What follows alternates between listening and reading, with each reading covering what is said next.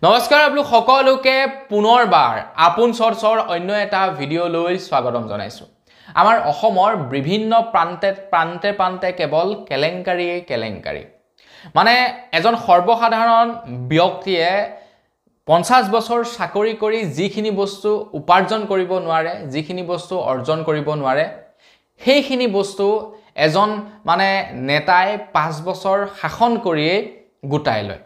এটা ৰিপৰ্ট চলাই পৰিছিলে যে আমাৰ অসমত যিবিলাক নেকি ষ্টাৰ্টআপ আছে, যিবিলাক কোম্পানীয়ে নতুনকৈ কিবা এটা গড় দিছে, এটা বিজনেছ কৰিছে, তো সেই ষ্টাৰ্টআপ বিজনেছ কোম্পানী সমূহতকৈ হেনো এজন মানে পলিটিচিয়ানে বোলে বেছি টকা উপাৰ্জন কৰে। আৰু মানে পলিটিক্সটো বৰ্তমান সময়ত এটা ভাল মানে ষ্টাৰ্টআপৰ নিচিনা হৈ পৰিছে বুলি এটা ৰিপৰ্ট চলাই পৰিছিলে। তো এই ৰিপৰ্টটো অৱশ্যে মই বহু দিনৰ আগতে পঢ়িছিলো, এতিয়া তাৰ তথ্যবিলাক নাই, যাৰ কাৰণে আপোনালোকক ইয়াতে দিব পৰা নাই। বাৰু যি কি নহওক, আপোনালোকে নিজেইতো দেখিছে, আপোনালোককনো ৰিপৰ্টছ কি দিম, আৰু নিজে হয়তো আপোনালোকে দেখা পাইছে যে পলিটিক্সৰ লগত যেতিয়াই কোনো এজন ব্যক্তি জড়িত হৈ যায়, তেতিয়া সেই ব্যক্তিজন আপুনি ধনী হৈ গুচি যায়। সেই ব্যক্তিজনৰ ওচৰত দামী দামী গাড়ী আহে, দামী দামী কাপোৰ পিন্ধিবলৈ লয়, তেখেতৰ ঘৰ দুৱাৰ সা সম্পত্তি অলংকাৰ, মানে এটা বেলেগ লাইফষ্টাইল তেওঁলোকৰ হৈ যায়, যিটো লাইফষ্টাইল নেকি এজন ভাল বিজনেছমেন বা এজন ভাল চাকৰিয়াৰেও কেৰি কৰিব নোৱাৰে। হয়নে নহয় কমেণ্ট ছেকশ্যনত জনাব। তো সেইবিলাক আপোনালোকে হয়তো অসমৰ বিভিন্ন প্ৰান্তৰ আপোনালোকে পলিটিচিয়ানৰ লগত দেখা পায়। বাৰু যি কি নহওক, সেইবোৰ পাছৰ কথা। এতিয়া খবৰ ওলাই পৰিছে যে মাজুলীত সাংসদ গৌৰৱ গগৈ ডাঙৰীয়া দেৱৰ সাংসদ পুঁজিৰ ধনৰ ওপৰত মানে কেলেংকাৰী হৈছে। তেখেতৰ সাংসদ পুঁজি মিছ ইউজ কৰা পৰিলক্ষিত হৈছে। তো বন্ধু বান্ধৱীসকল, গোটেই কাহিনীটোৰ বিষয়ে ভিডিঅ'টো সম্পূৰ্ণকৈ জনাম। তো ভিডিঅ'টো প্ৰথমৰ পৰা শেষলৈকে চাই থাকিব। মই শ্ৰী পাঞ্জল গগৈ, আপোনালোকে চাই আছে আপোন চৰ্টছ। আহক আৰম্ভ কৰোঁ আজিৰ ভিডিঅ'। আগুৱাইছোঁ আজি খবৰটোৰ ফালে। যিটো পাৰ্টিয়ে নেকি 15 বছৰ আমাৰ অসমত ৰাজত্ব কৰিলে, সেই পাৰ্টিটোৰ অৱস্থা বৰ্তমান সময়ত বৰ ভাল নহয় আমাৰ অসমত। কি কাৰণে বাৰু জানেনে? বিভিন্ন অভিযোগ উত্থাপিত হয় কংগ্ৰেছ পাৰ্টিৰ ওপৰত, আৰু সেই অভিযোগৰ ভিত্তিতেই বৰ্তমান কংগ্ৰেছৰ অৱস্থা একেবাৰে বেয়া। যোৱাকালি মন্ত্ৰী মহোদয়েতো কৈছে যে আমাৰ অসমৰ প্ৰায় 22টাকৈ সমষ্টি এনেকুৱা আছে, যি 22টা সমষ্টিত কংগ্ৰেছৰ বাহিৰে বেলেগে জিকিব নোৱাৰে। তো সেই 22টা সমষ্টিত এতিয়া টিকট দিবৰ কাৰণে বোলে কংগ্ৰেছৰ শীৰ্ষ নেতাসকলে আপোনাৰ 4 কোটি টকাৰ ডিমাণ্ড কৰিছে। 4 কোটি টকাৰ ডিমাণ্ড কৰিছে বুলি জনাইছে মন্ত্ৰী হিমন্ত বিশ্ব শৰ্মাদেৱে। যোৱাকালি তেখেতে সেই কথা উল্লেখ কৰিছে। এতিয়া হয়তো চাগে তেনেকুৱা বেলেগ পাৰ্টিবিলাকতো হ'ব পাৰে, বেলেগ পাৰ্টিবিলাকেও চাগে তেনেকৈ পইচা লয়, সেইবিলাক তথ্য আমাৰ লগত নাই। কিন্তু মন্ত্ৰী মহোদয়ে অপেনলি কৈছে যে প্ৰায় 22টা সমষ্টি আছে, যি 22টা সমষ্টিত মানে চিয়ৰ জিকিবই কংগ্ৰেছে, আৰু সেই 22টা সমষ্টিত টিকট দিবৰ কাৰণে 4 কোটি টকাৰ বোলে ডিমাণ্ড কৰিছে।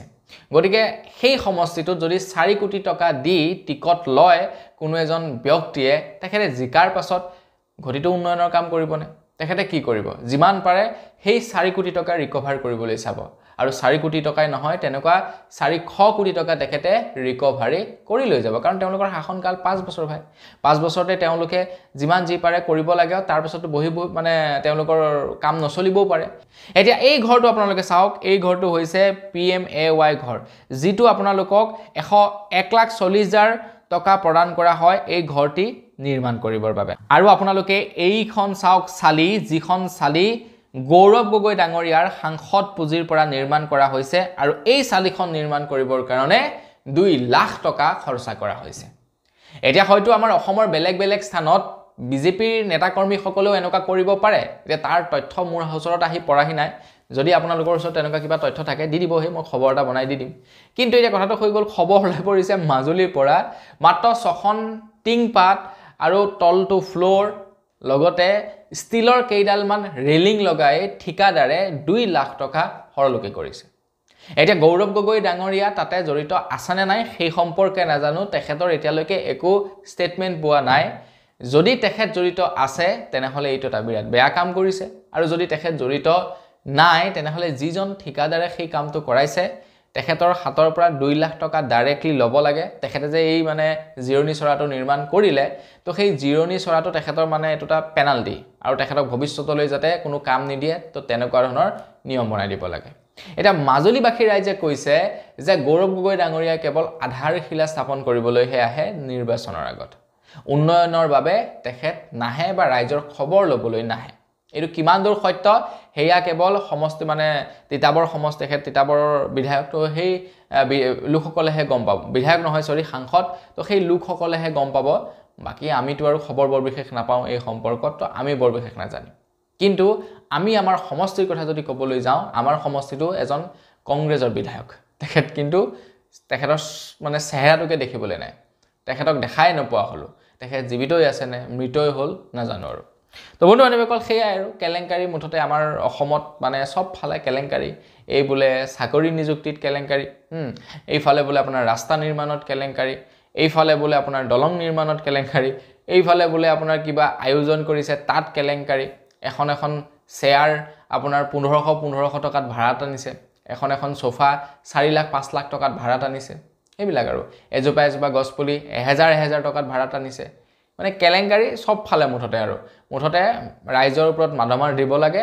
আৰু বিন্দাস টকা ঘটিব লাগে কাৰণ 5 বছৰ আগত ন 5 বছৰ পাছত কি হয় তাৰ কোনো ঠিক নাই তো বাৰু যি কি নহওক বন্ধু বান্ধৱীসকল বিজেপি কংগ্ৰেছ এইবিলাকে বেয়া পাব নালাগে খবৰটো মই মানে নিৰপেক্ষ হৈ খবৰটো আগবঢ়াইছো মই আপোনালোকে মোৰ চেনেলটো ভালকৈ খুচৰি চাব আপোনালোকে মোক মোৰ এই ভিডিঅ'টো চেনেলটোত কংগ্ৰেছক ক্ৰিটিসাইজ কৰা ভিডিঅ' পাব বিজেপিক ক্ৰিটিসাইজ কৰা ভিডিঅ' পাব মানে য'ত বেয়া হয় সেইটো সম্পৰ্কৰ ভিডিঅ' বনাও তো আপোনালোকৰ ওচৰত যদি কিবা তথ্য থাকে মোৰ ভিডিঅ'ৰ ডেছক্ৰিপশ্যনত মোৰ হোৱাটছআপ নম্বৰ আছে মানে এতিয়া কংগ্ৰেছৰ বিৰুদ্ধে বনালো ন তো বিজেপিৰ বিৰুদ্ধে যদি কিবা থাকে তেনেকুৱা সত্য প্ৰমাণ কৰা দি দিব মই সেই সম্পৰ্কে আপোনালোকৰ ভিডিঅ' যুগুত কৰি দিম বস সেইটোৱে কথা আৰু তো আজি ভিডিঅ'টি মানে পুনৰ লগ কৰা খালি বিৰাম কিছু ধন্যবাদ জয় অসম